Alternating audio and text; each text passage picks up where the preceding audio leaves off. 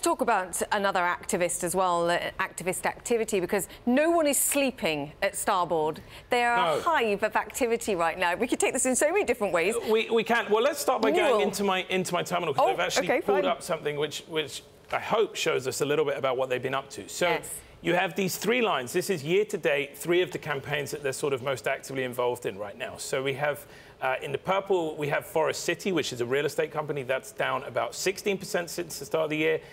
In the white, we have, I believe, this is Newell Brands, the maker of Crock-Pot and other household goods. That's down, again, about 16.5%. And then we have Macerich, another real estate company, down about 12%. So you look at these three campaigns, and Starboard are in all of them, and they're sort of pushing fairly hard in all of them, and all of these stocks are really, really underperforming. Yes. Let's sort of zoom in on Newell a bit. Yes, so Newell is potentially going to be a fascinating one. So Starboard were early moves on that. They came out with this idea. They wanted to kind of get rid of the board. They wanted to bring back some of the old management team, reconstitute the company to do something very different.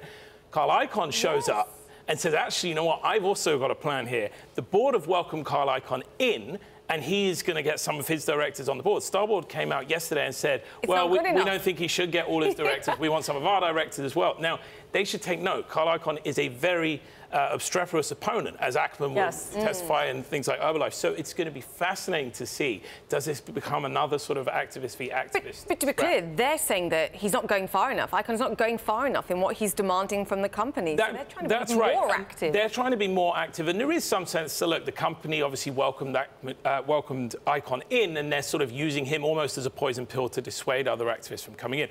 But again, it's just a messy and sort of complex fight for them to be in. Macerich, similarly, they're trying to put, as far as we understand, they're trying to put 8 directors on a board of 9, so they're trying to overturn almost the whole board.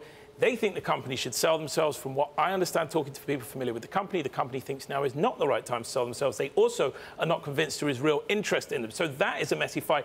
Lastly, you look at Forest City. Forest City already tried to sell themselves. They had a busted process. Brookfield showed up. They couldn't get a deal done. So what are they going to do there? They can get people on the board, but the company's already tried to sell itself, and there were no buyers, or no buyers at the right price. Carl Icahn. It's just, you know, it's just one of these things where I feel like there's a lot of, they're in a lot of fights, and none of them have particularly clear exits.